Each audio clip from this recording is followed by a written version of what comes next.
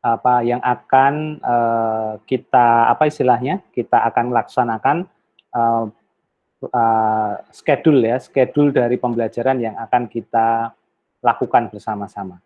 Nah, di website ICEI kini sudah saya update minimal rencana dan sudah saya publish ya. Yang sudah saya publish ini rencana sampai mid semester, sampai nanti kita di tengah semester. Nah, jadi tapi mungkin di sisi rekan-rekan itu yang mungkin baru terlihat beberapa materi ya, karena nanti itu materi lainnya akan tampil sesuai dengan jadwal yang sudah kita set up di platform tersebut. Jadi nanti otomatis nanti silahkan dicek ya. Biasanya kalau kita kuliah di hari Kamis seperti ini, nanti hari Jumat sudah muncul untuk agenda berikutnya dan seterusnya. Nah, di sebelum mid semester ini kita akan punya beberapa aktivitas. Jadi aktivitas kita akan ada 4 materi pokok ya, ada 4 materi pokok. Kemudian kita juga punya 2 aktivitas ya. Dan kemudian nanti ada project ya. Project ini sebenarnya pengganti dari UTS ya. Jadi UTS kita nanti modelnya project based ya. Jadi model pembelajaran kita adalah kita mencoba melakukan project based learning ya, jadi gitu.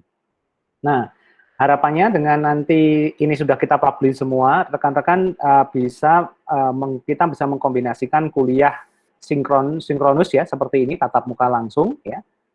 Kemudian nanti juga ada yang sifatnya asinkron. Dalam artian rekan-rekan melakukan self learning dan kita melakukan diskusi. Nah, jadi kemarin di minggu pertama kita sudah ketemu ya, sudah bertemu. Ini membahas tentang introduction, kemudian beberapa item mengenai penjelasan mata kuliah ini secara general, dan juga mungkin ada materi yang sudah bisa di-download dan lain sebagainya, gitu ya. Nah, kemudian di minggu kedua ini kita akan membahas mengenai tema tentang entrepreneurship sebagai strategi dan landscape-nya seperti apa. Ya. Kemudian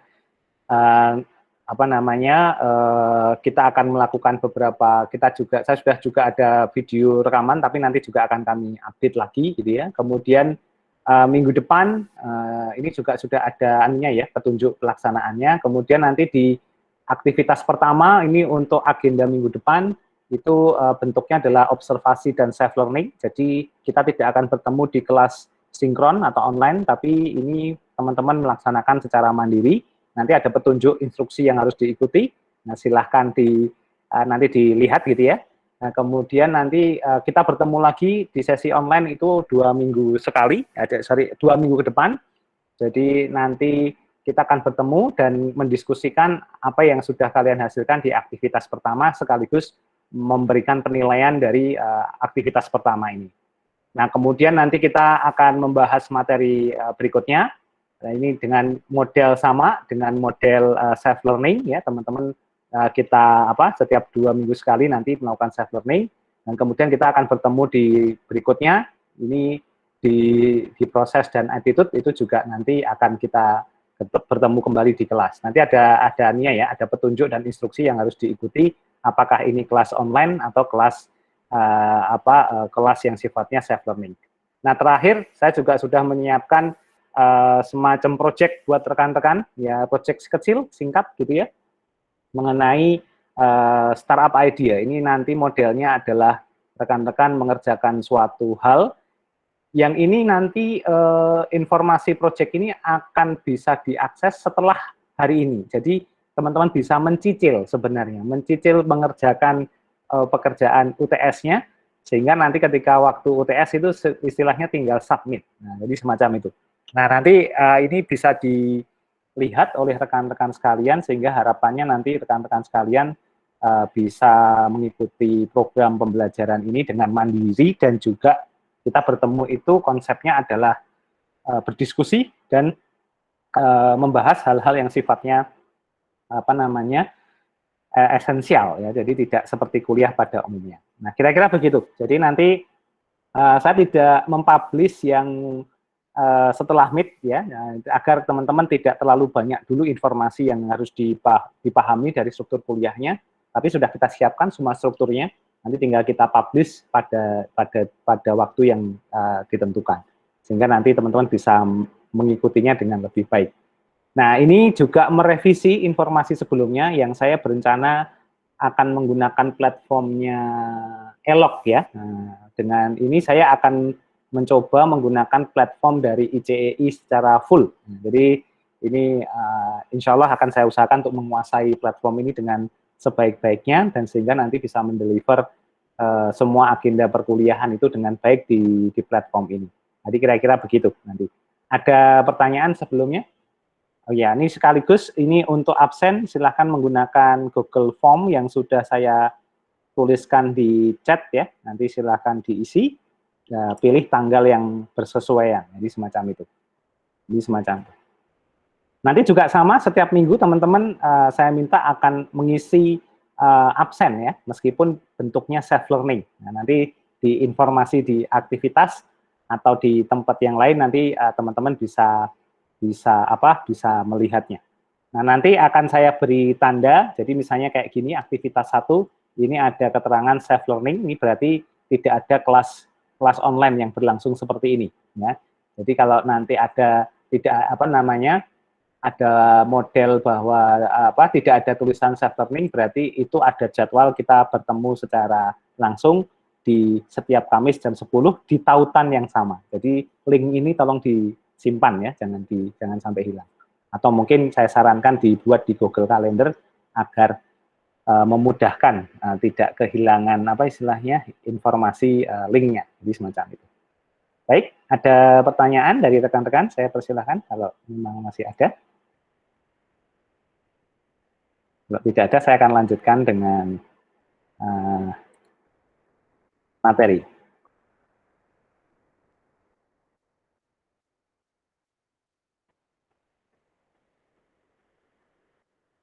Belum ada, Pak. Ya, tidak ada ya. Baik. Baik. Wah, ini masih banyak yang join ya. Oke. Mungkin baru tahu gitu ya. Oke. Kalau boleh tahu apakah rekan-rekan di sini itu satu sama lain sudah ada grup atau forum tertentu gitu untuk berkomunikasi? Belum. Belum, Pak. Belum ya. Jadi benar-benar purely ini individu-individu gitu ya istilahnya ya. Oke, baik. Iya. Baik. Karena saya explore di platform ICEI juga saya tidak menemukan istilahnya itu email kalian gitu ya. Jadi saya agak kesulitan menghubungi secara personal sehingga terpaksa hanya bisa menyampaikan melalui informasi umum. Oke. Jadi ini adalah materi kitab hari ini ya. Kita akan lihat sama-sama. Ini informasi yang saya sampaikan kemarin. Jadi ini sekaligus juga memberikan bentuk ya dari informasi. Nah, rekan-rekan sekalian, hari ini ada sedikit, saya mencoba setiap materi akan saya buat semacam ini, jadi ada instruksi yang bisa dibaca, ya, jadi kemudian apa poin-poin pembahasan dari materi yang akan kita bahas pada hari ini. Nah, pada kesempatan kali ini kita di sesi kedua ini akan mempelajari, saya minta mahasiswa untuk mempelajari ya, nanti secara harapan saya sebenarnya ketika kelas akan berlangsung, rekan-rekan sudah mengaksesnya, sudah mempelajarinya secara mandiri, kemudian mungkin juga sudah ada video penjelasan versi sebelumnya gitu ya, tapi nanti saya akan ulas lagi sebenarnya di sesi online ini untuk mempertajam poin-poin yang mungkin bisa kita pertajam kembali, dan kemudian teman-teman saya persilahkan kalau misalnya ingin memberikan komentar ya, subscribe YouTube link yang ada gitu, saya persilahkan. Jangan lupa subscribe ya ke channel saya ya, biar saya bisa jadi YouTuber lah gitu ya, gitu. Jadi semacam itu. Karena ternyata cukup ini juga saya mengajar entrepreneurship, tapi kalau untuk urusan sosial media kalah sama rekan-rekan. Jadi subscriber YouTube saya juga nggak pernah naik gitu ya, like-nya juga jarang gitu ya, komentar juga nggak ada. Jadi seperti di ghosting audience gitu ya, jadi kayak gitu. Oke. Nah, pada sesi ini kita akan mencoba mempelajari dan mendiskusikan tentang pengembangan entrepreneurship di beberapa jenis model dan juga beberapa negara. Nah, nanti kita akan melihat ternyata apa yang terjadi di dunia entrepreneurship saat ini. Jadi, nanti ada istilah tentang isolated technology nation, ya. Kemudian ada advanced technology nation with limited market, gitu ya. Kemudian ada advanced technology nation with small market. Kemudian ada juga ini emerging technology nation with limited market. Nah, jadi ini juga menjadi menarik. Dan di headlight khusus adalah Indonesia, the emerging technology nation with fast market. Ya. Jadi dengan fast-nya itu bukan F tapi V. Nah, nanti apa itu maksudnya? Nah, saya akan pakai materi yang sudah disiapkan di sini. Nah, kita akan coba akses, gitu ya.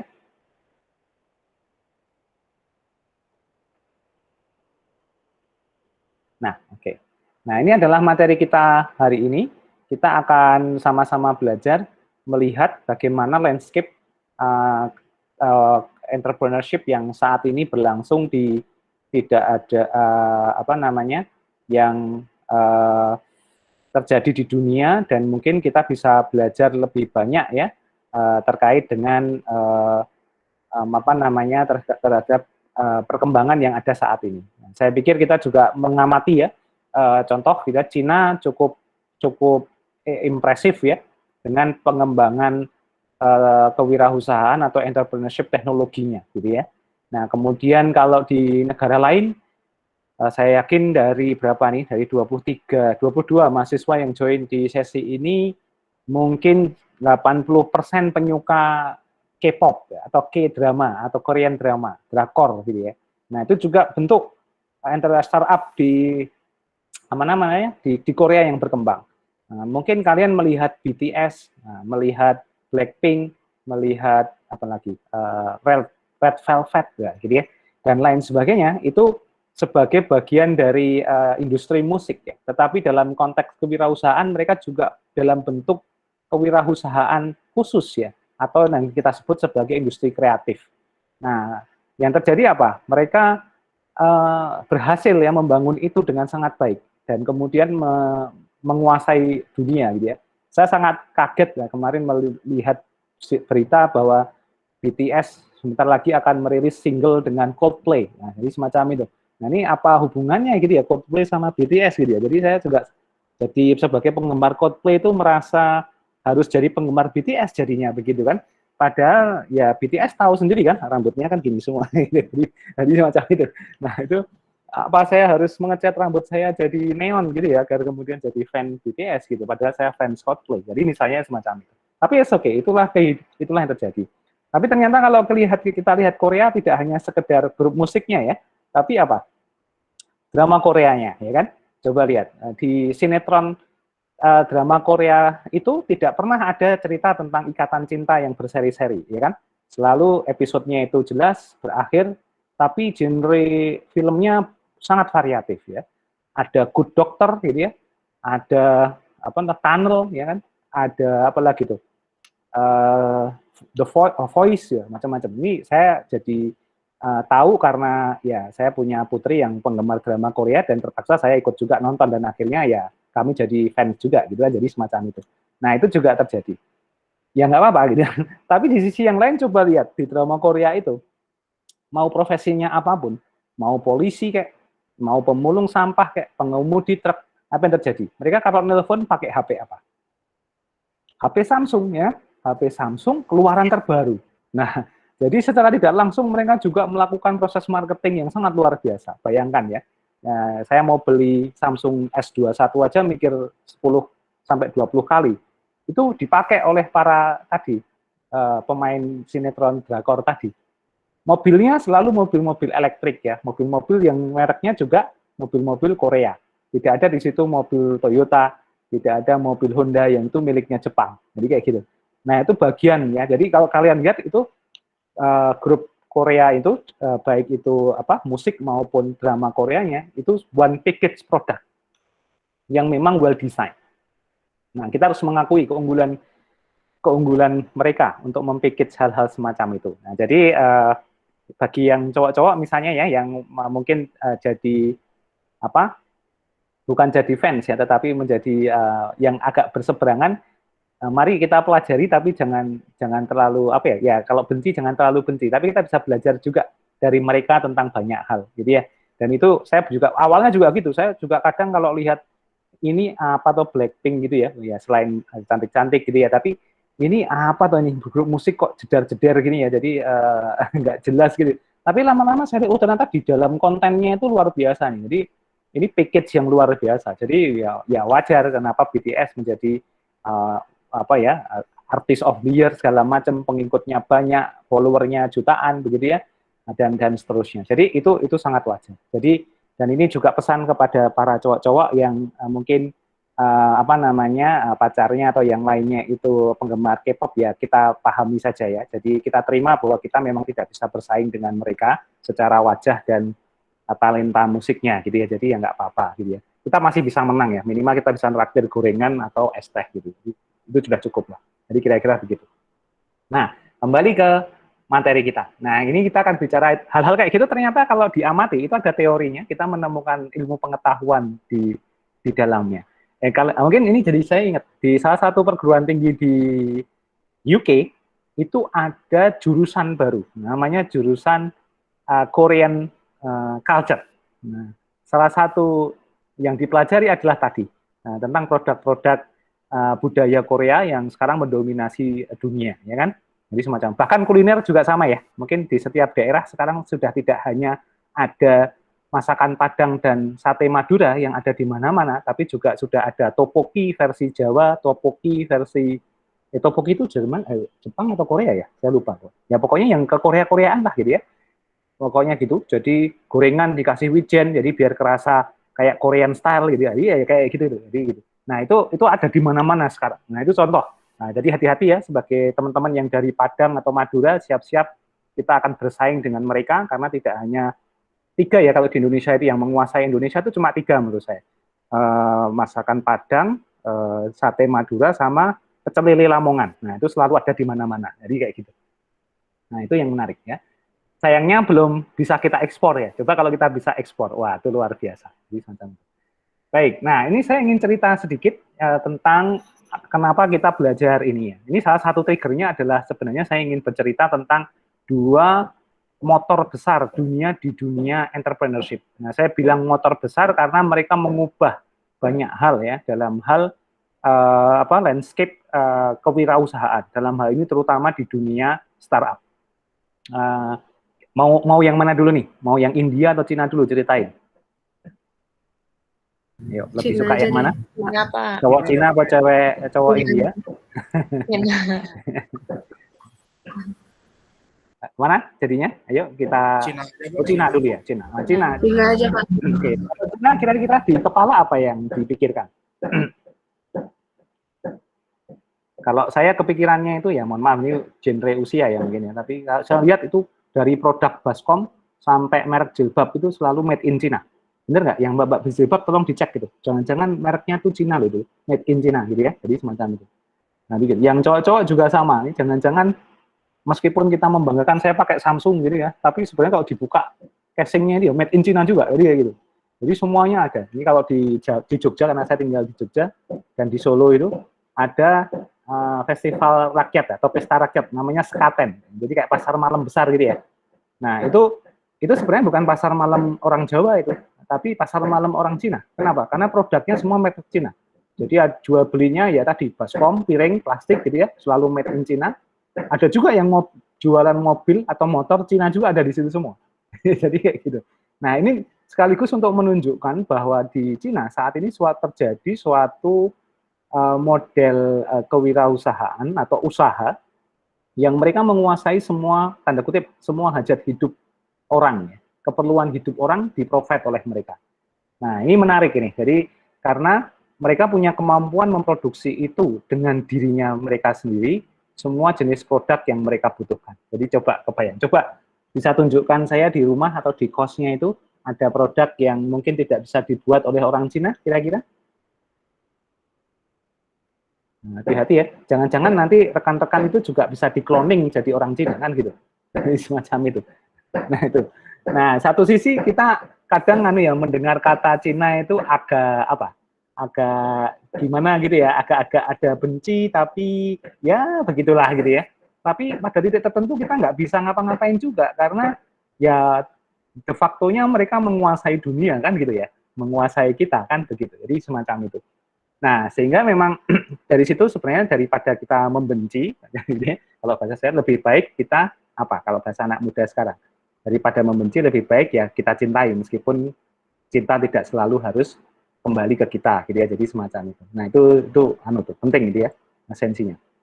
Nah, intinya adalah begini, kita bisa belajar banyak dari Cina. Dan ternyata Cina itu punya cerita yang hampir sama dengan yang terjadi di Indonesia. Jadi sini, Cina dan India ini tuh punya histori yang mirip dengan Indonesia. Jadi saya cerita di tahun 82, 83. Saya yakin teman-teman belum pada lahir ya. Ini tahun kelahiran berapa? 91?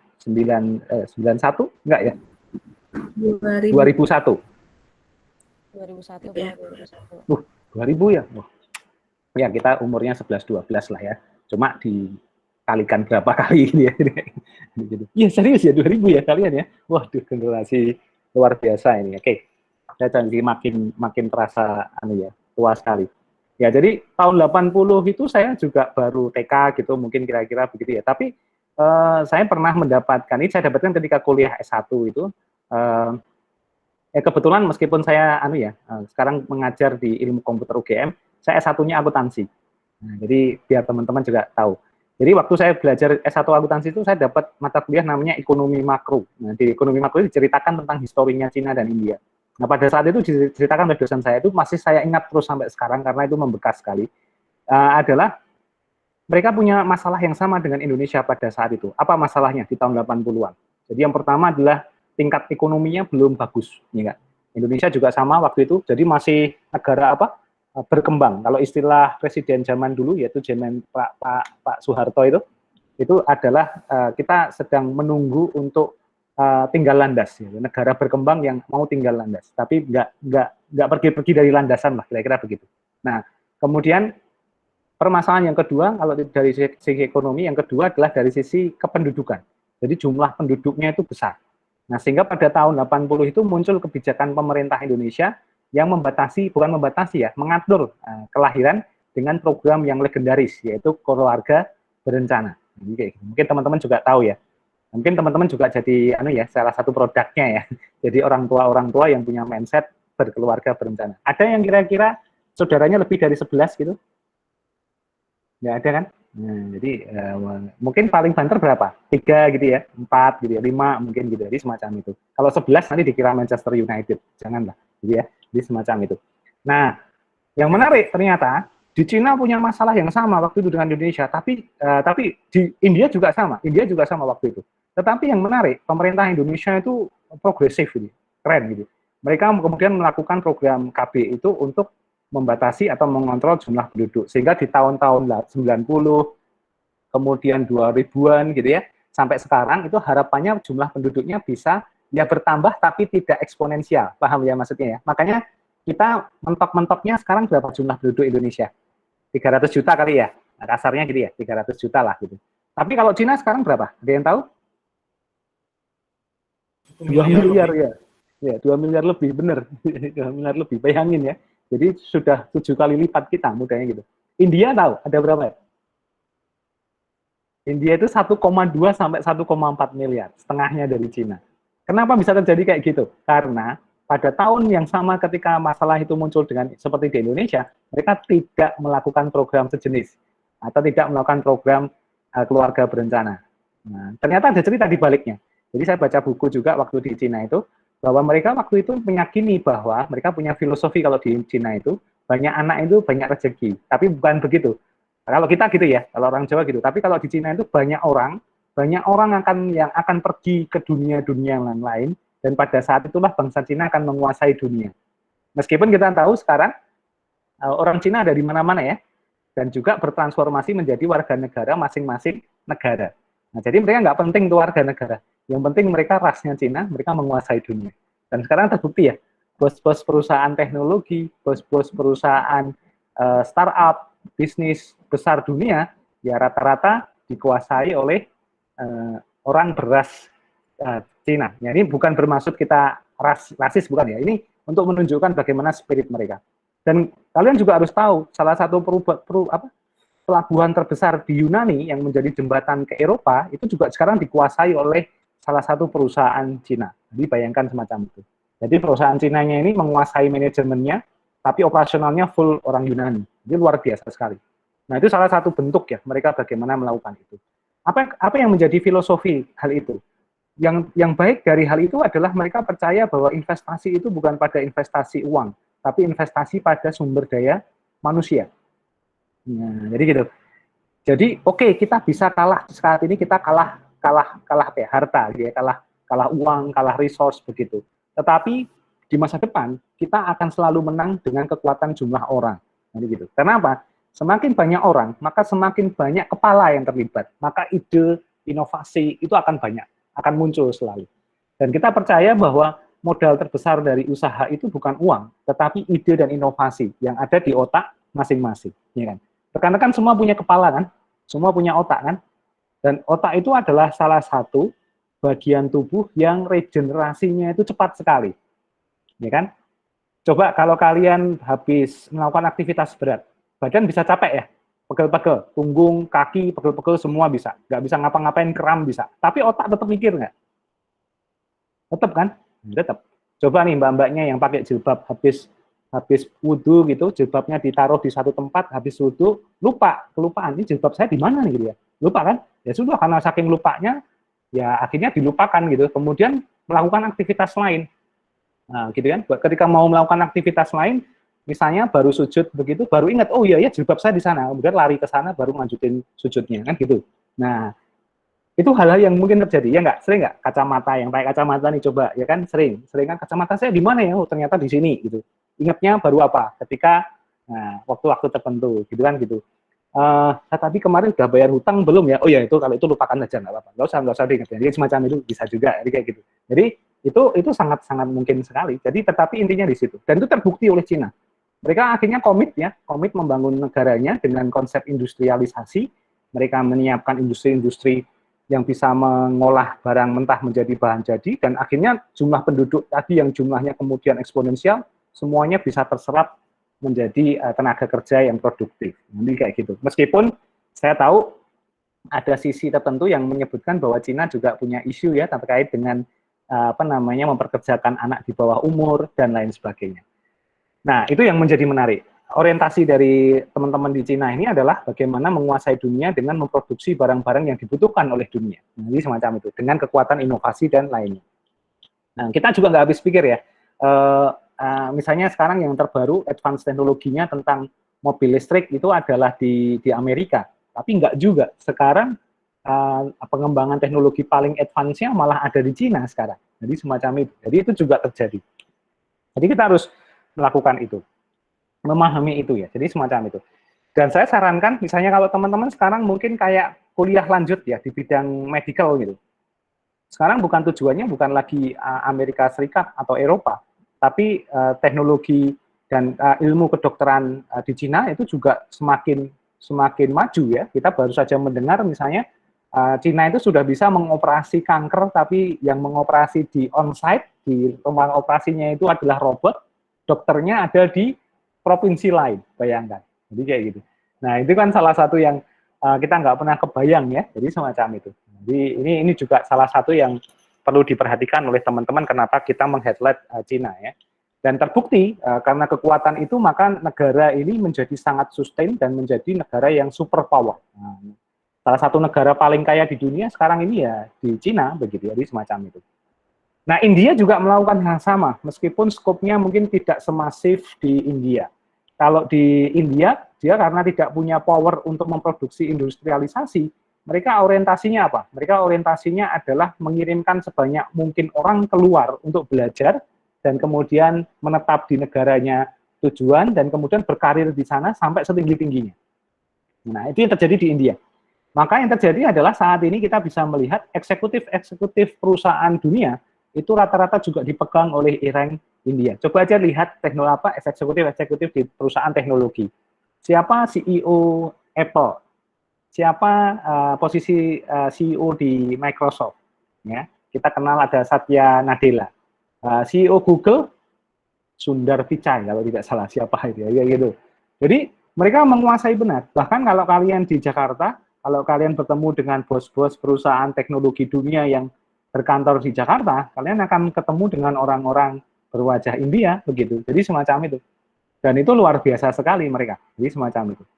Dan ini yang menurut saya juga kita cukup cukup apa ya istilahnya itu otokritik ya untuk kita. Kita sebenarnya satu level tapi kita ketinggalan cukup jauh.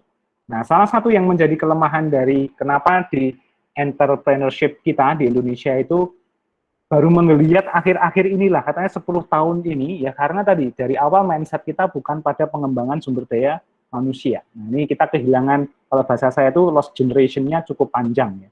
Nah, hal ini saya highlight agar rekan-rekan yang sekarang bergabung di mata kuliah ini punya semangat, punya spirit, punya success skill. Mari kita belajar dari kesuksesan orang lain, mari kita belajar dari kesalahan bangsa kita sendiri, tapi jangan pernah mengulangnya untuk generasi kalian. Nah, kalian harus benar-benar bisa melompat jauh lebih tinggi dan lebih baik dari generasi-generasi yang muncul saat ini. Saatnya sekarang ini apa ya namanya? Ini zamannya kalian gitu ya. Jadi kalian yang harus sangat akseleratif dan bisa mengembangkan itu. Pun demikian, saya yang sudah mungkin umurnya 2 kali lipat dari kalian saat ini itu masih sangat getol sekali saya itu bergabung dengan komunitas-komunitas teman-teman misalnya di Jogja yang saya tinggal saat ini, di komunitas anak muda startup segala macam, itu benar-benar mendapatkan energi. Nah, itu sudah merasa wah mereka luar biasa sekali ya anak-anak muda ini, kalau diajak ngobrol itu bisa sampai subuh begitu ya. Padahal saya jam 10 itu sudah mata itu sudah seperti kena Alteco begitu ya. Jadi wah, agak sulit begitu. Jadi semacam itu. Jadi itu contoh ya. Kalau dulu ya oke lah masih bisa. Ya paling yang bisa membuat mata mata melek sampai dini hari itu ya kalau tidak Liga Champion ya Liga Inggris kan begitu ya, apalagi kalau Liverpool tadi malam menang 3-2 gitu ya, itu sesuatu yang menyenangkan, jadi semacam itu. Tapi kalau yang lain ya sulit, jadi ya itu. Nah ini contoh gitu ya. Nah itu yang menjadi menarik. Jadi ini headlight pertama yang ingin saya tekankan sekali lagi adalah bagaimana kita melihat dua success factor dari dua negara ini adalah pada sumber daya manusianya. Nah, jadi sumber daya manusia yang saya maksud ya kita ini, rekan-rekan ini. Nah, jadi kayak gitu. Jadi contoh nih, teman-teman pernah ngerasa nggak otak itu merasa usang gitu nggak? Belum pernah kan? Belum pernah kan? Paling banter cuma ini masalah kita itu mood dan tidak mood saja. Itu hanya masalah perasaan saja. Tapi nggak pernah otak itu usang gitu ya. Kemudian saking usangnya kemudian kita copot, kita ganti dengan otak yang baru begitu ya. Kan nggak pernah kan? Jadi nah karena otak itu makin berumur itu berkebalikan dengan daya tahan tubuh. Kalau daya tahan tubuh makin tua makin capek gitu ya. Tapi kalau otak itu enggak. Makin tua makin tajam. Buktinya mungkin nanti setelah S1 kalian akan tertarik untuk lanjut S2, ya kan? Mungkin lanjut S3 untuk pendidikan. Atau kalian ingin bekerja. Kalau otak kalian usang, wah kalian kan bilang, wah Pak, saya di kuliah otaknya udah jadi usang, udah capek gitu. Jadi nggak mungkin saya bekerja kan gitu. Akhirnya otaknya diistirahatkan kan, dicopot, dibuka otaknya, masukin freezer, istirahat kan begitu. Nah tapi enggak kan, kalian akan cari kerja, bekerja secara profesional, naik jenjangnya. Nah itu kan otaknya diasah terus. Nah itu contoh ya kenapa otak itu nggak pernah berhenti. Bahkan pada titik tertentu, ini saya ingin meng-highlight ya, pada posisi yang benar-benar apa itu nyaman, nah, gitu ya. Kalau bahasa anak sekarang apa PW ya, gitu ya. Itu otak mengeluarkan kemampuan terbaiknya. Kira-kira pada momen apa itu? Kalian merasa otak paling PW itu apa? Menarik ini. Silahkan amati. Kalau pagi hari kalian habis bangun tidur, kemudian ke kamar mandi cukup lama. Kalian mengeluarkan sesuatu dari badan kalian secara ikhlas. Nah, itu adalah paling PW. Nah, itu muncul biasanya ide-ide menarik itu biasanya muncul di situ. Makanya orang kadang suka sekali itu berlama-lama di kamar mandi, ya, selain untuk membersihkan diri tentu saja, tapi yang kedua biasanya untuk memikirkan hal-hal tertentu. Ya kan? Makanya di luar negeri, jangan heran, yang namanya toilet itu ada bukunya, kayak perpustakaan. Begitu. Jadi itu dilakukan, karena memang PW, begitu. Jadi semacam itu. Nah, yang lain mungkin PW-nya ketika beribadah, gitu. Kayak saya di ilmu komputer, saya ceritain, pernah. Nah, saya pusing nih, lagi riset, bikin coding, error terus, gitu ya. Nah, apa yang terjadi? Sampai subuh itu nyari solusinya nggak selesai-selesai, tuh sampai pening, tuh. Sampai mungkin kopi itu udah 10 gelas gitu ya, nggak selesai-selesai. Ternyata bukan kopinya yang bikin itu. Akhirnya ada panggilan sholat subuh dulu. baru ruko ingat codingan itu, oh ya salahnya di sini, kurang titik koma, akhirnya saya batalkan subuh saya eksekusi, ketemu solusinya, baru saya lanjutkan sholat subuh. Nah gitu, kayak gitu. Ya kan itu salah satu contoh itu ketika otak itu kalau pas pada momennya itu ultimate gitu ya. Jadi jangan pernah kalau misalnya teman-teman merasa bad mood, kurang maksimal, nggak usah dipaksa otaknya, tapi cari momen di mana kita nyaman ya, baru pada saat itulah akan refresh dan kemudian mengeluarkan kemampuan terbaiknya. Satu lagi, otak akan memiliki kemampuan terbaiknya ketika kalian benar-benar di pressure sampai peak-nya. Nah, jadi itu sebenarnya challenge-nya. Itu kalian akan terasa ketika kalian bekerja secara profesional, kalian pada posisi-posisi kritis ya, ketika dibutuhkan decision. Mohon maaf ya, tidak bermaksud mendoakan, misalnya ketika nanti momen kalian harus menentukan, misalnya salah satu saudara kalian ini harus operasi apa tidak, misalnya begitu untuk kesehatan, itu adalah momen-momen di mana kalian berpikir keras itu, ini gimana nih ya, itu momen-momen terbaik, amatin itu, momen-momen itu. Jadi makin kalian punya momen-momen seperti itu, otak kalian akan memakin trigger kemampuannya makin meningkat dengan skala yang lebih baik. Jadi semacam itu. Nah, ada yang menarik lagi rekan-rekan sekalian. Ini ada cerita tentang Network Readiness Index ya. Jadi ini misalnya tahunnya udah lama tetapi masih relevan. Menariknya adalah ini angka yang menunjukkan adalah seberapa ranking suatu negara terhadap kesiapannya dia bisa bekerja sama atau berkolaborasi dalam bentuk apapun ya, itu dengan negara lain. Jadi kalau boleh dibilang ini level keterbukaan negara tersebut atau level kesiapan negara tersebut untuk mendapatkan pengalaman yang berharga. Nah, ternyata ada satu negara yang menurut saya sangat menarik. Kira-kira ini negara nomor 1 nih. Nomor 2, Singapura. Negaranya kecil, nggak lebih besar dari Jakarta menurut saya. Tapi ini menjadi nomor 2 ranking tertinggi sebagai negara dengan kesiapan kerjasama atau kolaborasi yang sangat baik. Kita nggak pernah lihat ya, kalau ke Singapura, mungkin teman-teman yang punya pengalaman ke Singapura, pernah kalian lihat orang Singapura gitu? Saya merasa belum pernah itu melihat orang asli Singapura itu belum pernah lihat saya. Jadi saya curiga sebenarnya itu negara yang nggak ada penduduknya sebenarnya. Jadi orangnya itu ada di underground semua. Jadi yang tampak itu orang-orang asing semua kan gitu. Tapi kok maju gitu ya? Kok maju, kok luar biasa ya. Selain mereka cuma ngurusin luas negara yang sangat kecil, tetapi yang menarik ternyata dari level pendidikan, dari level tata kelolanya, itu memang didesain dari awal itu untuk negara yang berbasis global gitu ya. Jadi cara berpikirnya itu sudah global. Bukan lagi bicara masalah kalau di Indonesia itu isunya itu sekarang yang lagi mengemuka gaji DPR yang tinggi gitu. Bukan itu lagi. Tapi yang mereka pikirkan itu gimana kita bisa membuat suatu inovasi yang tidak hanya dipakai oleh orang Singapura, tapi dipakai juga oleh orang yang ada di Afrika, bisa dipakai juga oleh orang yang ada di benua Amerika, dan seterusnya. Nah, jadi mereka menggunakan waktunya untuk berpikir hal-hal semacam itu. Tidak lagi hal yang sifatnya pragmatis kayak kita. Kita ngurusin mahasiswa yang berdiri di pinggir jalan, bawa poster, isinya cuma tulisan semacam itu, nah itu ribut gitu. Itu kita gitu ya.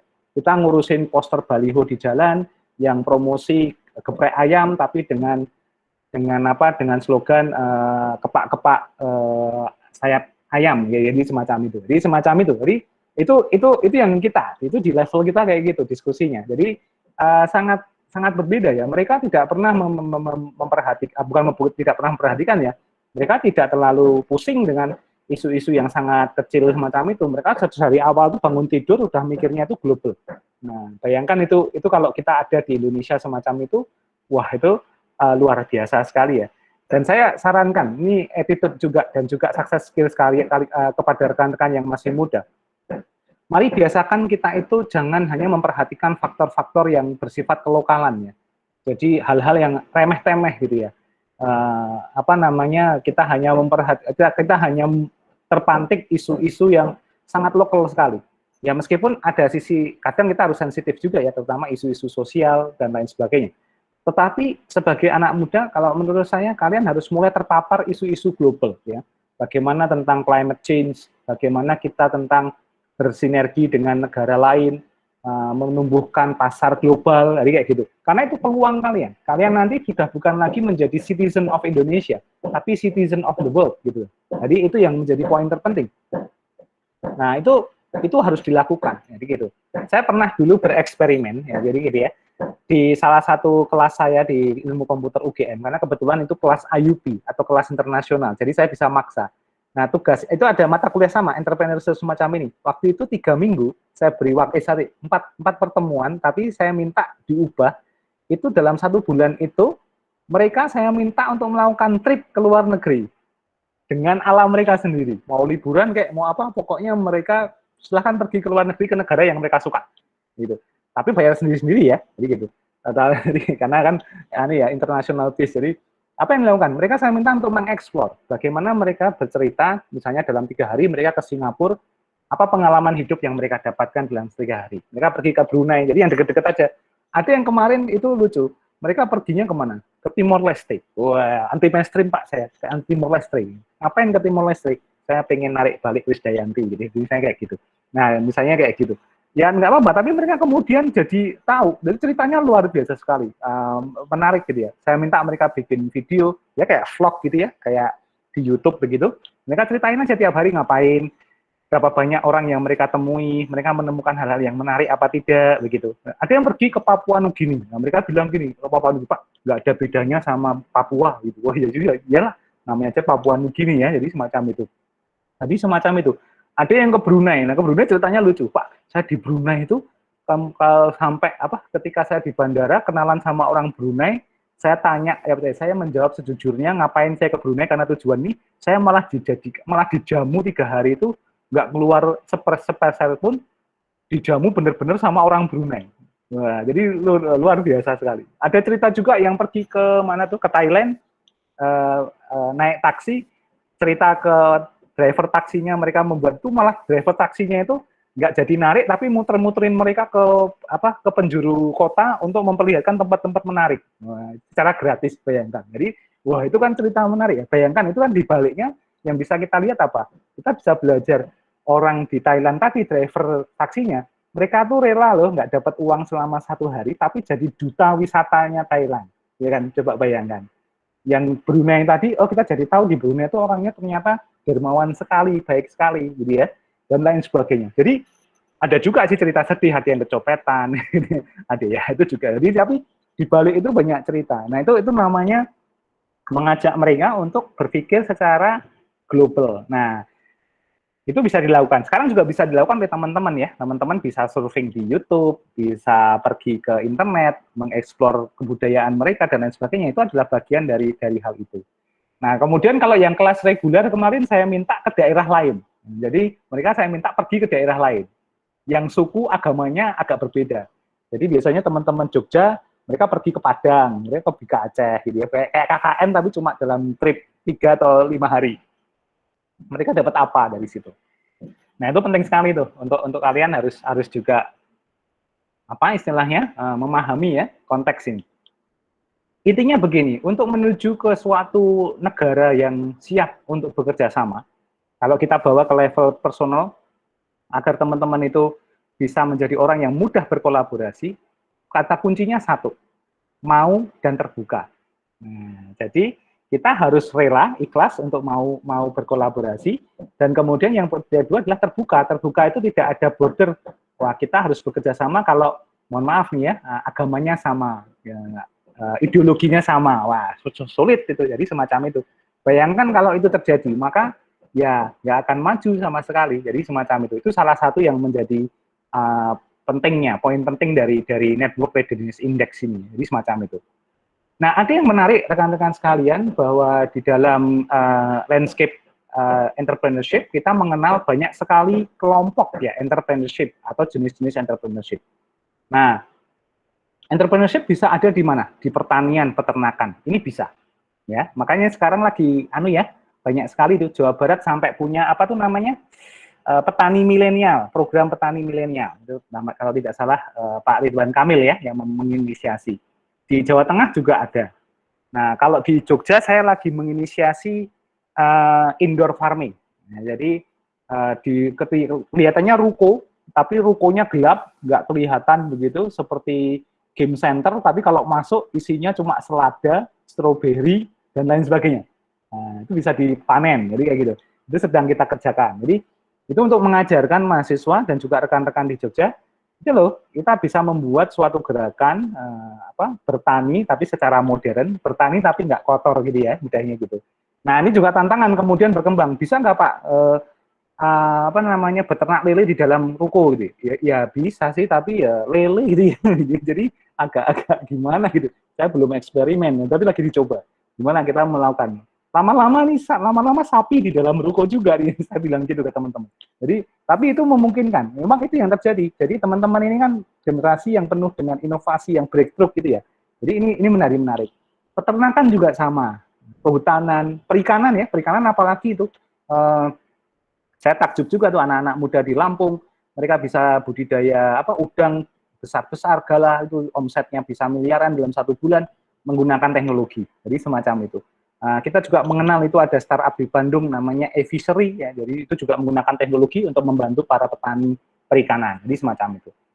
Kemudian ini pertambangan dan penggalian yang ini jadi primadona Indonesia, industri energi ya gitu. Tapi ini hati-hati karena makin lama nih makin habis ya kan. Jadi gitu, karena ditambang terus gitu. Jadi kita kalau dan isunya sekarang nampak ya, Kalimantan banjir terus ya kan. Kalimantan mulai tidak baik ekologinya. Kenapa? Karena digali terus.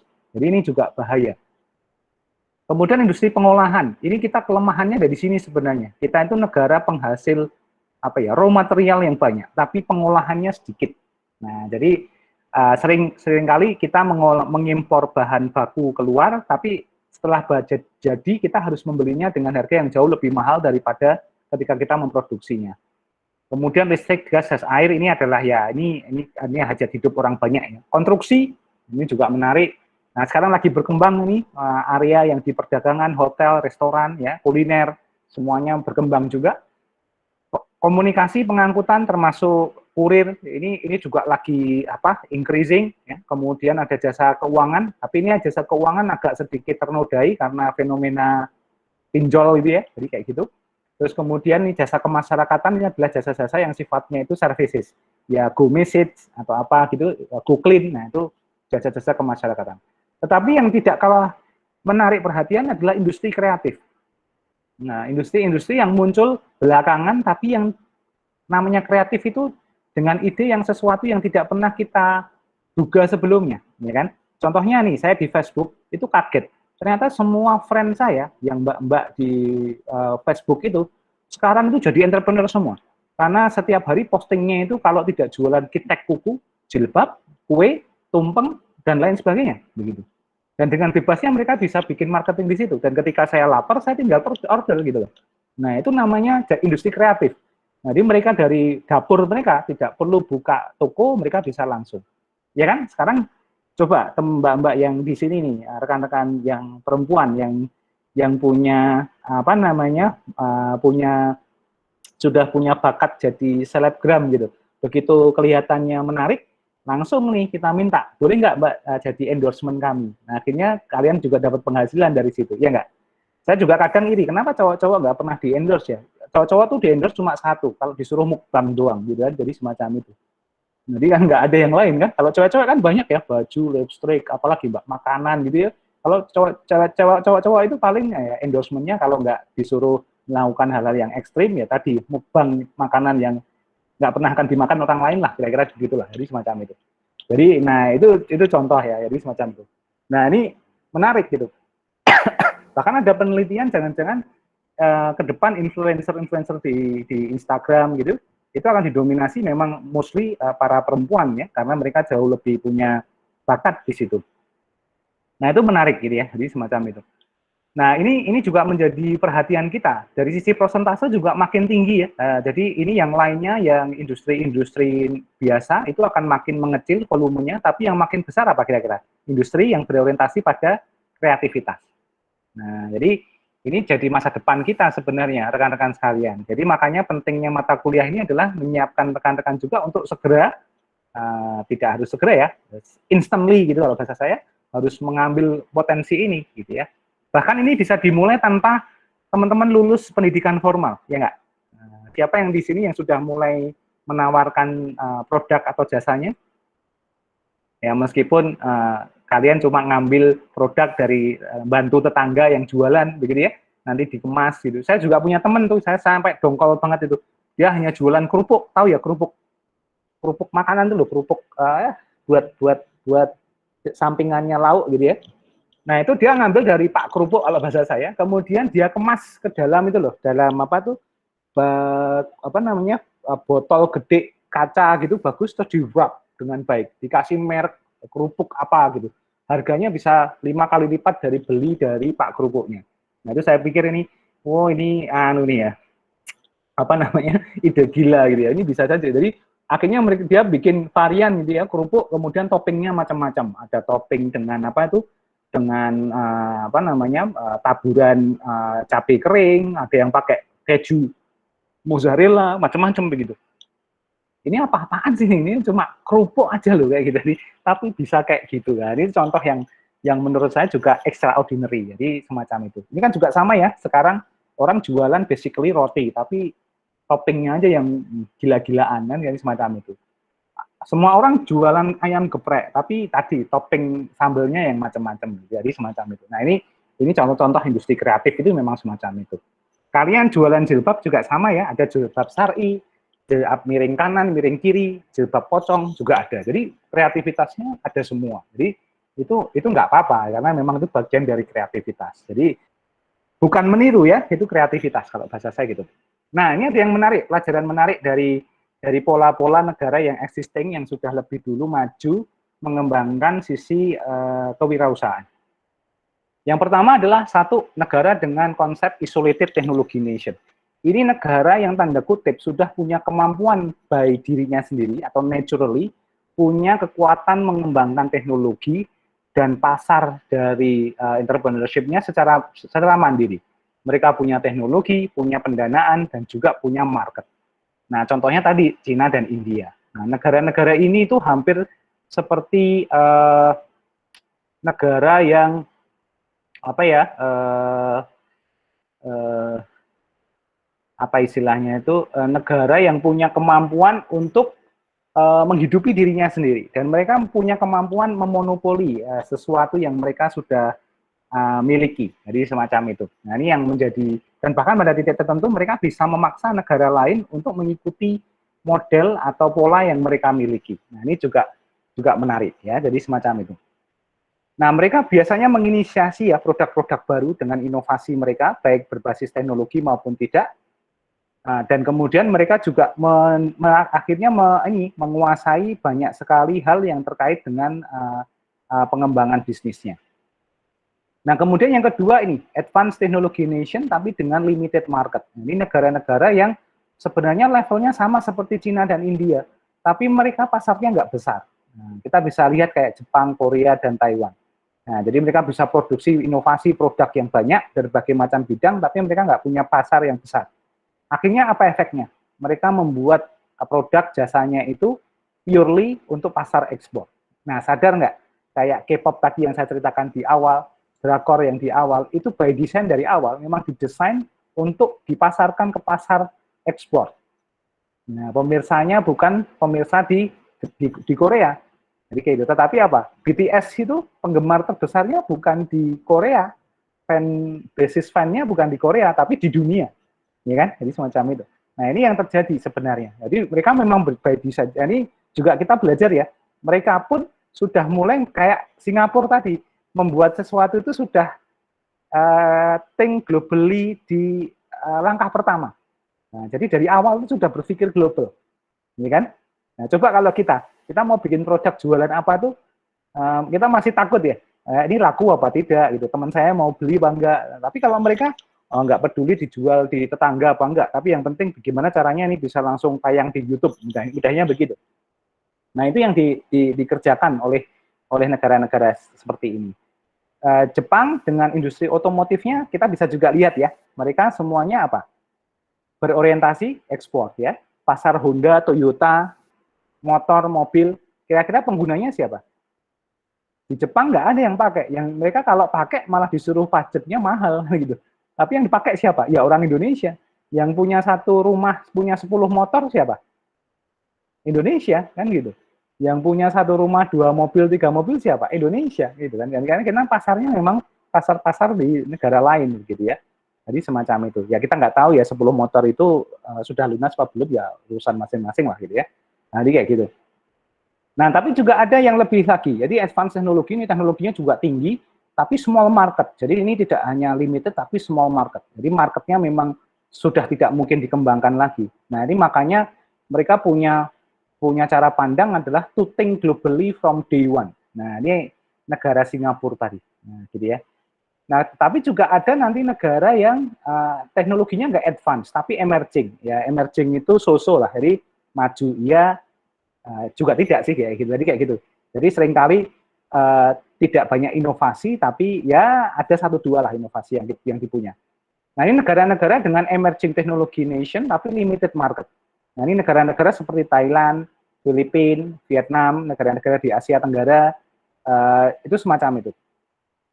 Nah Malaysia ini agak di depan kita sedikit gitu ya. Tetapi mereka yang teman-teman harus tahu marketnya juga nggak banyak. Jadi kayak gitu. Tetapi kalau Indonesia, nah ini emerging technology nation with fast market. Nah, fast ini gabungan antara volume sama kecepatan, fast. Jadinya fast market. Nah, ini kecepatan market kita tinggi sekali. Jadi orang beli barang baru itu cepat sekali kita kan, adopsinya cepat sekali. Nah, tetapi teknologinya kita nggak menguasai, nah, gitu. Sehingga efeknya 2 tipe negara ini biasanya yang menjadi target market atau menjadi target pasar. Nah, sekarang tugas kita nih, jangan terus-terusan kita jadi market gitu ya. Nah, kita juga harus naik ini, minimal seperti Korea tadi lah gitu. Jadi kita menurut saya secara kebudayaan, secara apa gitu nggak mungkin berbeda. Jadi semacam itu. Oke, ada pertanyaan nih, tampaknya tadi ada yang buka raise hand, silahkan kalau ingin bertanya. Mbak Anissa. Ya, tadi kan Cina itu ya Pak termasuk ke dalam negara dengan teknologi yang baik gitu. Tapi yang saya banyak dengar gitu Pak, Cina dapat istilah kayak surganya barang KW gitu. Itu gimana sih Pak? Maksudnya apakah itu apakah itu bagian dari inovasi atau bagaimana Pak? Yap. Terima kasih Mbak Anissa pertanyaannya. Benar, sebenarnya kalau kita amati apa yang dilakukan Cina ya tidak melakukan inovasi secara benar-benar breakthrough dari awal ya. Mereka punya cara, Jadi mereka memang tipikal orang yang ketika menemukan inovasi di negara yang lain, mereka akan meniru dahulu. Nah, meniru itu dalam artian mengcopy paste ya. Nah, setelah di copy paste, mereka pelajari bagaimana caranya. Ini yang menarik sekarang. Kalau dulu mereka cuma copy paste selesai. Jadi benar-benar kita kayak diberikan produk-produk tiruan gitu ya, pure tiruan. Jadi kayak gitu. Tapi ternyata makin ke sini anak mudanya berkembang. Mereka setelah tiruan, mereka mencoba membuat kompetitornya, yang kompetitor produknya ini jauh lebih baik. Coba kalau mungkin nggak usah produk ya, jasa saja. Alibaba tahu ya, Alibaba. Nah, Alibaba itu niru siapa? Niru Amazon. Ya. Amazon yang cloud service-nya ya, bukan Amazon toko bukunya ya. Jadi kayak gitu. Apa yang dilakukan? Jack Ma itu mencoba meniru apa yang dilakukan oleh Jeff Bezos, si bosnya Amazon. Karena bagus banget ini modelnya. Tapi dari situ kemudian si Jack Ma itu tahu ada beberapa hal di Amazon itu yang punya kelemahan. Nah, itu yang kemudian di-solve oleh si Jack Ma dan akhirnya jadi besar. Nah, sekarang Amazon kompetitor utamanya malah Alibaba sekarang. Jadi semacam itu. Nah, ini yang dilakukan. Jadi satu sisi memang efeknya, ini efek inovasi Mbak Anissa. Saya menganggap itu masih inovasi. Barang KW itu inovasi. Teman-teman apa itu? Kalau dulu pernah di kelas SD atau TK itu ada pelajaran gambar tapi sifatnya menjiplak, tahu nggak? Menjiplak itu ini gambar aslinya dikasih karbon, dikasih kertas lagi, terus kemudian digambar lagi, sehingga kemudian kita punya copy paste-nya, gitu ya. Nah, itu juga inovasi sebenarnya. Tapi pada titik tertentu, nah pertanyaannya tentu saja tidak bisa berhenti hanya pada level kita meniru saja atau menghasilkan barang KW. Tapi what next, what we have. Itu yang membedakan antara entrepreneurship yang bersifat oportunistik atau yang bersifat futuristik. Nah, itu pilihan ya. Jadi Kalau kita ya sudahlah cukup kita meniru ya sudah kita hanya pada level tertentu, pada level itu tidak akan pernah bisa, kalau bahasa saya itu naik kelas gitu ya. Tapi kalau kita bisa push sehingga bisa menghasilkan inovasi dalam hal ini memperbaiki apa yang sudah dimiliki oleh negara lain dan kita mencoba memberikan yang lebih baik, menurut saya itulah the true of innovation. Jadi semacam itu. Tapi langkahnya tidak diharamkan, kita meniru itu tidak diharamkan. Ya kan? Jadi semacam itu. Oke. Moga-moga bisa menjawab ya Mbak Anissa. Nanti kita akan coba sampaikan nanti di materi khusus ya tentang proses entrepreneurship yang memang levelnya nanti tadi. Memang ada fase di mana kita harus niru dulu. Ya, gitu. Oke, yang kemudian yang kedua yang raise hand Mbak Gina, Fajri Aulia. Silahkan Mbak Gina. Tes ini udah ada suaranya ya Pak? Ya, nah, seperti penyiar radio Mbak Gina. Silahkan. Ya, kan nggak kelihatan mukanya, jadi seperti radio kan. Oh iya maaf Pak, ini belum di on cam. Makasih Bapak untuk kesempatannya. Mungkin sebelumnya perkenalkan nama saya Gina Fajri Aulia dari Universitas Pendidikan Indonesia, Prodi Desain Komunikasi Visual. Saya pengen nanya Pak, Bapak kan tadi sempat singgung yang quotes dari Singapura yang kalau ya berbisnis atau apapun itu think globally from day one gitu. Terus saya tuh kadang suka nonton YouTube tips bisnis gitu Pak. Terus yang paling saya inget tuh tips bisnis tuh target market tuh kalau lebih spesifik lebih bagus gitu. Nah itu gimana ya Pak ya?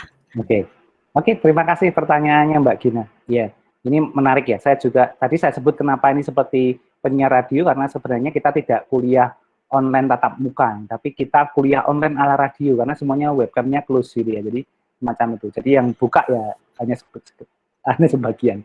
Nah, itu hanya untuk intermezzo aja. Tapi benar Mbak, jadi apa yang dimaksud dengan think globally in the first day, in the day one, itu maksudnya adalah cara berpikirnya. Jadi cara berpikirnya adalah kita mencoba ya mendesain suatu produk atau memunculkan ide itu untuk menyelesaikan permasalahan-permasalahan yang dihadapi oleh orang banyak. Oleh orang banyak itu ya oleh manusia seluruh dunia. Kita berbisnis untuk mencoba menyelesaikan permasalahan yang ada yang ditemui oleh orang di Indonesia, orang di Malaysia, orang di Singapura, dan lain sebagainya. Itu cara berpikir mereka.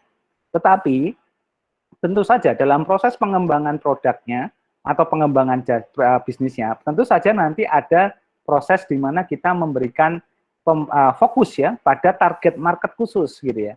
Nah, itu nanti next step-nya, Mbak Gina. Jadi benar, yang disampaikan Mbak Gina tadi secara prinsip benar. Jadi, posisinya agak berbeda, Mbak Gina. Yang pertama tadi adalah cara berpikirnya, konsep berpikirnya orang Singapura, tetapi eksekusinya nanti memang yang disampaikan Mbak Gina tadi benar.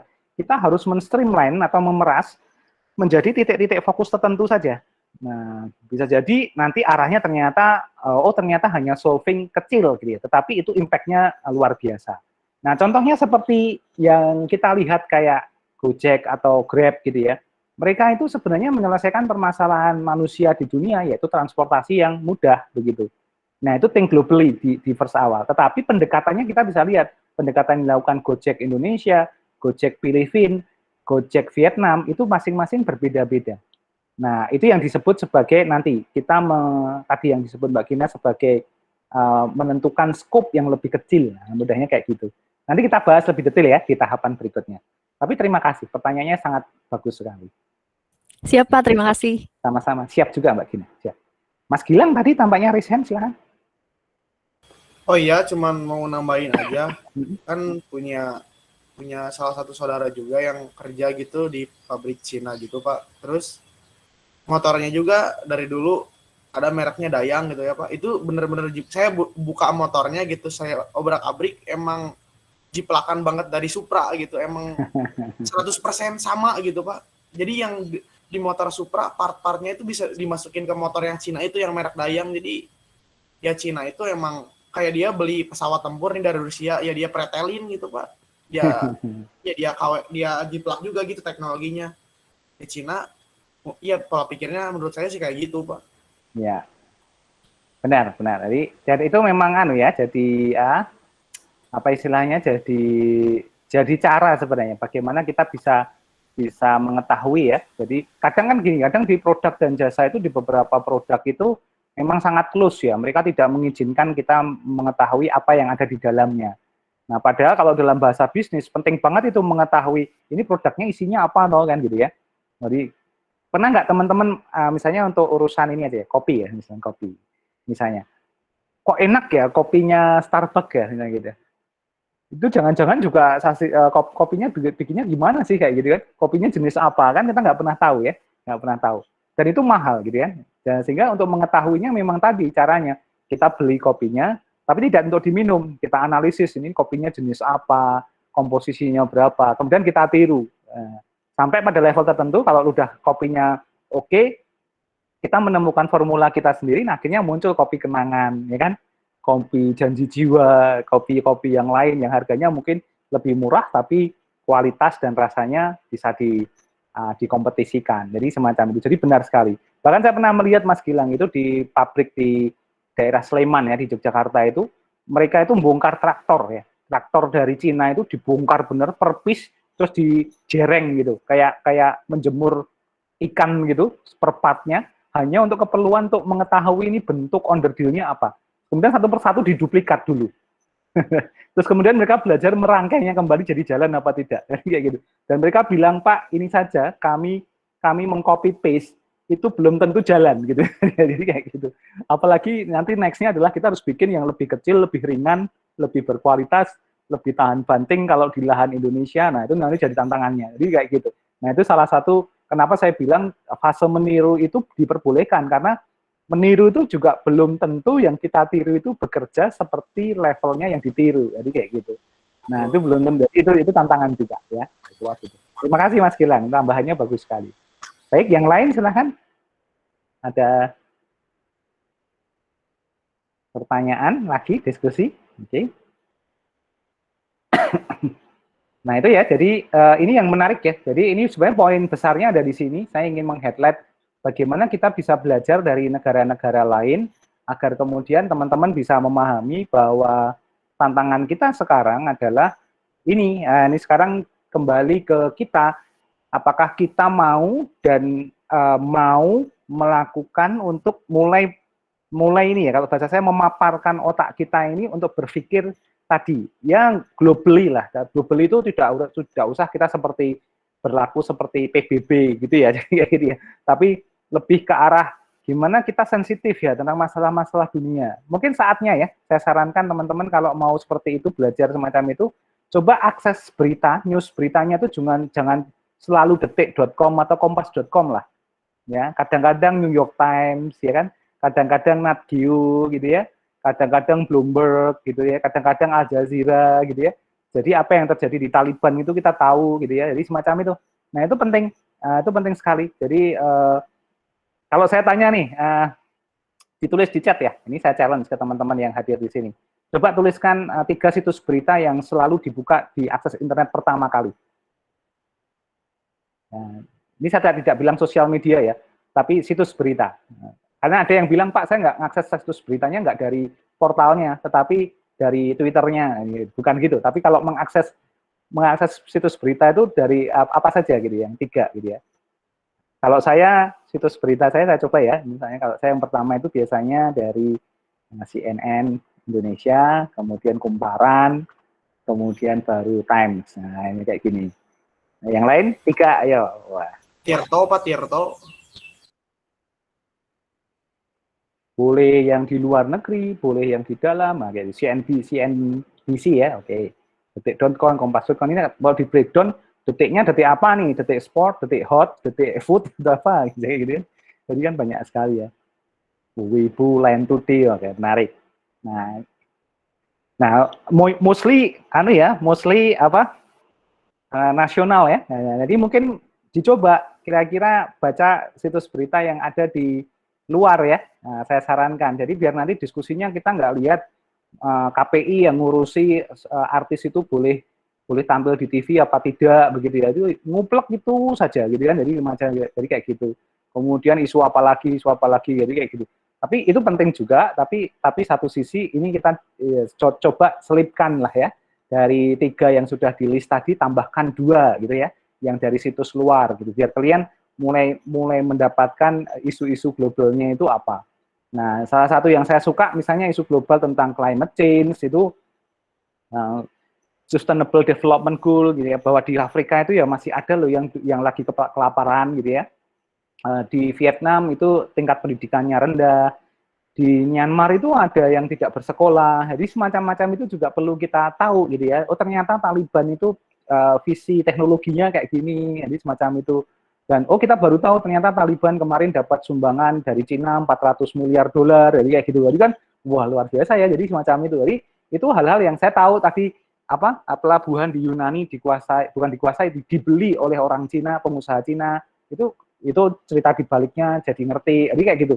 Nah itu akan satu sisi menambah wawasan kita, satu sisi tadi membuat kita itu tidak lagi berkutat pada isu-isu yang itu saja, ya kan?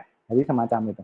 Nah ini apalagi saatnya sekarang online terus, sehingga ini kesempatan baik untuk melihat ya. Kalau saya agak agak longgar gitu, kuotanya juga agak longgar, biasanya saya agak berani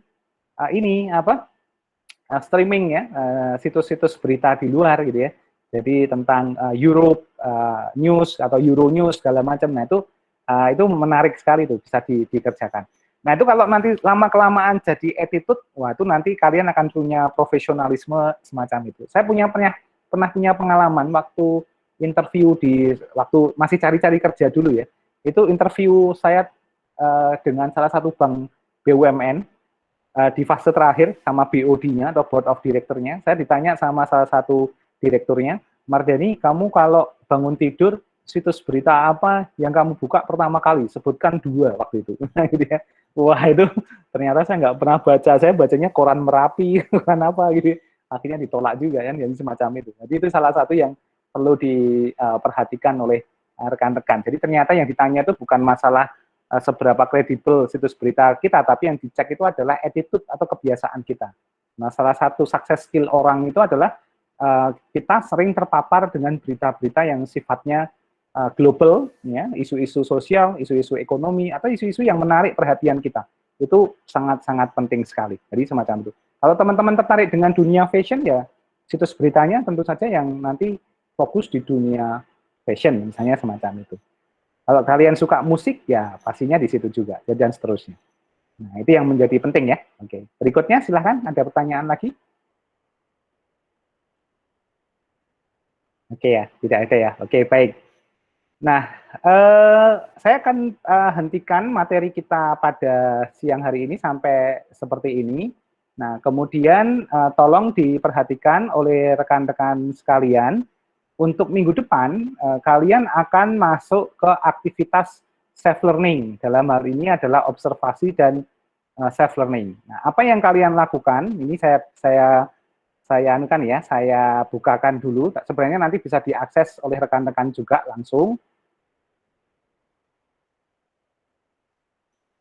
Nah, idenya adalah kalian melakukan observasi dan eksplorasi sendiri. Nah, nanti saya siapkan materi penjelasan juga di halaman ini, dan juga nanti kalian ada aktivitas atau semacam, ya anggap saja kayak penugasan, tetapi penugasannya lebih ke observasi.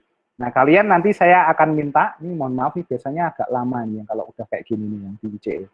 Nah, nanti bisa diakses ya. Nah, saya ingin menunjukkan, tapi kadang sistemnya tidak terlalu responsif ya, ini kadang lama sekali. Gitu. Nah, idenya adalah teman-teman nanti saya minta melakukan aktivitas tertentu, kalian bisa melakukannya secara individual, dan kemudian kalian membuat report. Nah, nanti reportnya tidak dikumpulkan dengan submission tertentu, tetapi di pertemuan berikutnya kalian nanti kita akan bikin semacam diskusi bersama mengenai poin-poin yang kalian kumpulkan. Nanti bisa dilihat ya kontennya apa. Nih mohon maaf di tempat saya biasanya muter-muter kayak gini, agak lama nih. Atau mungkin saya bukakan di sisi saya saja ya, biar kelihatan. Ini sebagai contoh, jadi ini petunjuknya, misalnya. Nah, jadi nanti kalian silahkan akses materi yang saya siapkan di video yang sudah disiapkan. Kalian bisa play, jangan lupa subscribe, like, and comment. Gitu ya. Nah, kemudian yang kedua, mahasiswa nanti saya minta melakukan observasi atau mencari contoh perusahaan rintisan, startup ya. Di bidang teknologi satu contoh, dan di bidang non-teknologi satu contoh. Nah, dengan 2 contoh di atas, coba kalian jelaskan bisnis apa yang mereka lakukan dan teknologi apa yang mereka gunakan. Nah, jadi semacam itu. Slide-nya nggak usah panjang-panjang, cukup satu orang bisa mengumpulkan 5 slide gitu ya, di luar judul dan juga data diri kalian. Dan kemudian nanti minggu depan kalian akan saya minta melakukan presentasi satu orang maksimal 3 menit gitu untuk menjelaskan itu, dan kita kemudian membuat semacam aktivitas untuk minggu depan terkait dengan materi itu. Nah, nanti presentasi kalian nanti akan saya rekam tuh satu-satu gitu ya melalui Google Meet ini, nanti akan saya upload juga di sini biar nanti kemudian menjadi salah satu review bagaimana kita membangun success skill dalam hal representasi diri dan juga memperkenalkan diri. Jadi semacam itu. Nah, kira-kira begitu. Jadi tidak ada nanti kalian saya minta mensubmit kemana itu belum. Nah, nanti disubmit di di pertemuan berikutnya. Jadi kita akan bertemu lagi sekitar tanggal, kalau ini tanggal 16, berarti tanggal berapa? Tanggal 30 ya, tanggal 30 kita akan bertemu kembali. Nanti tolong dilihat, akan saya informasikan juga langsung di platform yang kita lakukan. Jadi nanti di aktivitas kedua ini akan ada informasi kapan kita bertemu. Jadi semacam itu. Oke, clear? Ada pertanyaan? Silahkan. Untuk slide-nya apa pakai PowerPoint atau bebas? Pakai PowerPoint ya, atau bebas juga. Pakai Figma juga boleh. Boleh, Canva boleh, macam-macam. Silahkan tunjukkan kreativitas kalian. Ya. Oke, Mbak Catherine. Baik, Pak, terima kasih. Silahkan yang raise hand kalau ingin bertanya, Mbak Catherine. Siapa dulu? Saya ingin mengonfirmasi sedikit. Yap, silahkan.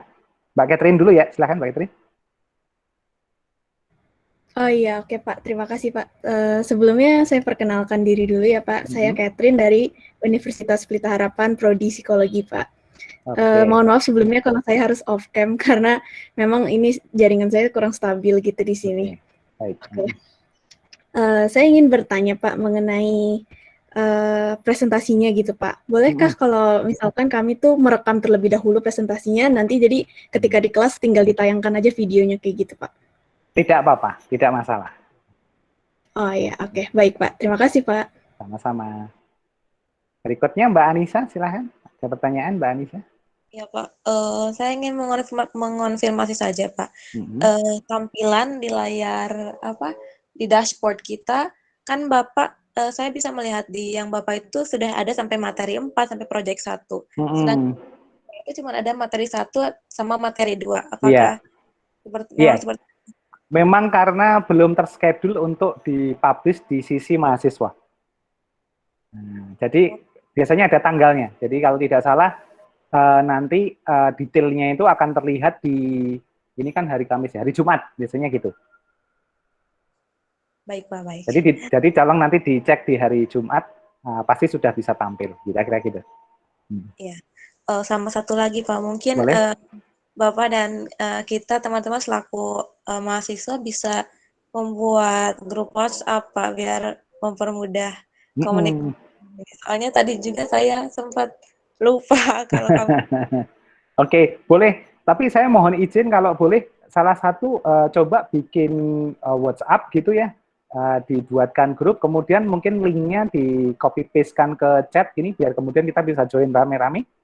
Boleh ya? Voluntary? Ya. Oke. Terima kasih Mbak Anissa, idenya menarik. Oke, berikutnya mungkin siapa lagi yang bertanya tadi? Mbak Gina. Mbak Gina tadi tanya. Tadi saya ini Pak sama sarannya kayak Anissa untuk buat WhatsApp grup. Soalnya saya juga pas pertemuan pertama buka si pengumuman Google Meet-nya itu agak telat Pak. Jadi mungkin tadi kan Bapak juga sempat nyinggung ada kesulitan komunikasi sama anak-anak secara personal gitu. Mungkin kalau lewat WhatsApp lebih mudah Pak. Oke, baik. Setuju. Oke. Mungkin Mbak Anissa tadi yang mau bikin. Ya Mbak Anissa. Betul Pak, ini saya sedang proses. Ya, alhamdulillah. Oke, terima kasih sekali. Oke, kita tunggu sebentar ya rekan-rekan. Kita nanti biar bisa join nanti saya juga akan copy paste-kan link untuk join grupnya di platform, biar yang belum gabung di hari ini bisa join. Nanti biar, saya juga setuju, nanti di grup WhatsApp itu silahkan ya, kalau untuk mau diskusi, jadi jangan menunggu, apa namanya, jangan menunggu harus, apa istilahnya itu,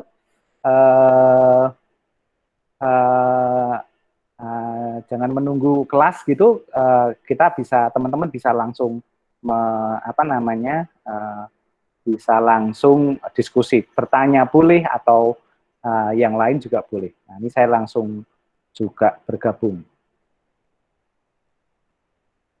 Linknya sudah saya kirimkan di chat box. Di chat box ya, oke. Oke, ini kita langsung.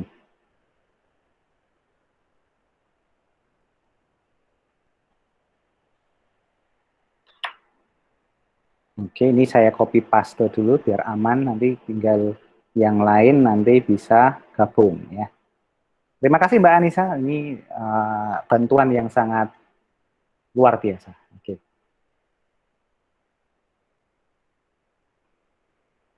Ini saya copy di sini. Oke.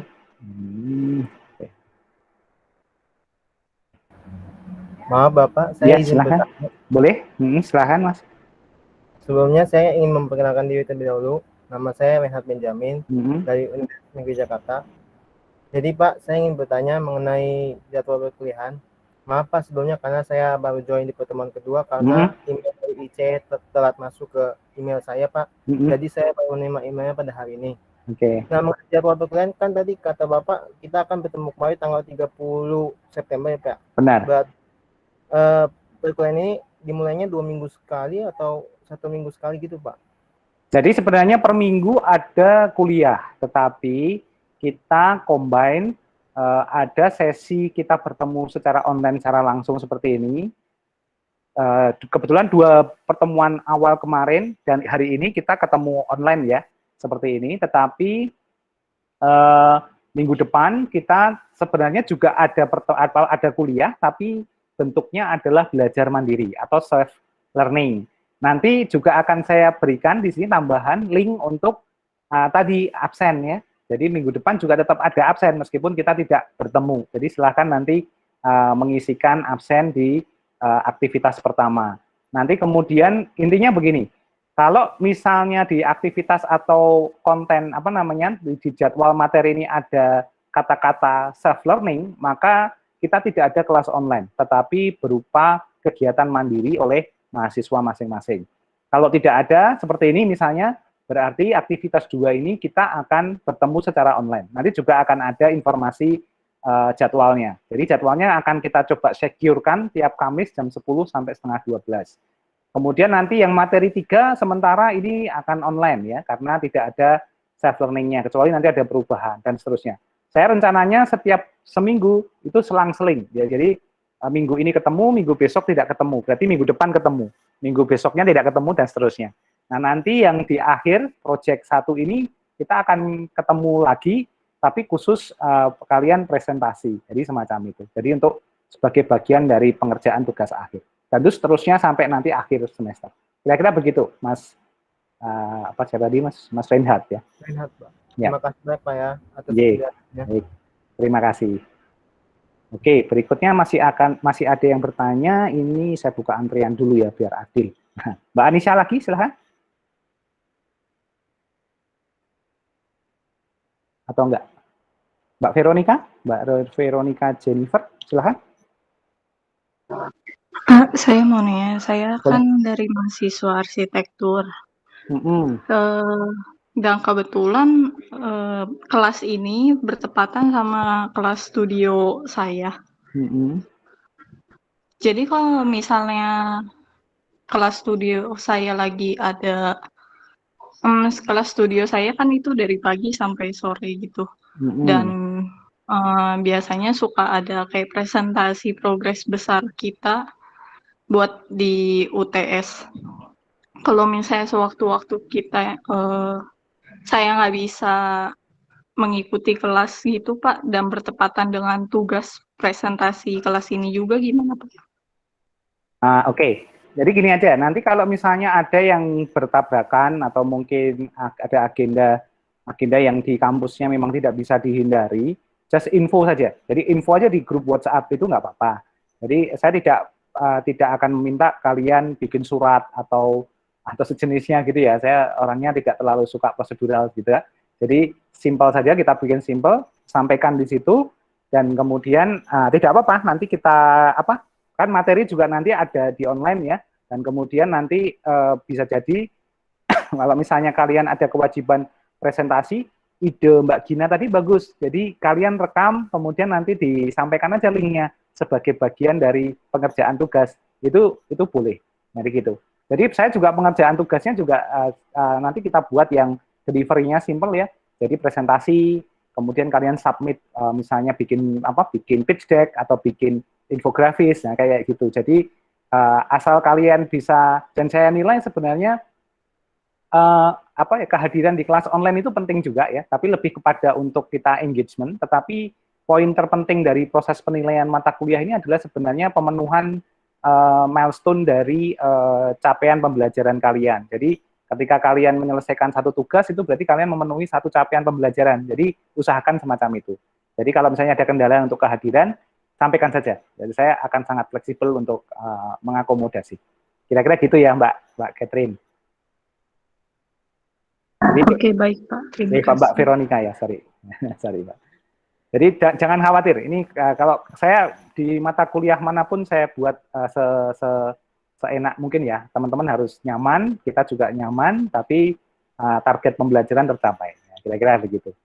Jadi don't worry. Oke, baik. Ada lagi pertanyaan? Kira-kira gitu ya. Nanti kalau kurang jelas, ini kita alhamdulillah kita udah punya grup WA khusus. Ini sudah ditambahkan oleh Mbak siapa? Mbak Anissa, sorry ya. Jadi gitu. Ini saya mohon maaf kalau salah nyebut nama ini sambil saya mencoba menghafal ya. Kayak gitu. Oke. Tapi menghafal itu sulit karena menghafal nama menteri juga nggak bisa gitu ya, karena gonta-ganti. Jadi semacam itu. Oke. Baik, untuk hari ini kita cukupkan. Terima kasih atas kehadirannya. Sampai bertemu kembali nanti di grup WhatsApp dan juga akan ketemu lagi 2 minggu lagi di hari jam yang sama. Terima kasih. Selalu sehat dan semangat buat rekan-rekan sekalian. Sukses materi kuliah yang lainnya juga. Assalamualaikum warahmatullahi wabarakatuh. Waalaikumsalam. Terima kasih Pak. Terima kasih Pak. Salam sehat. Salam sehat. Terima kasih.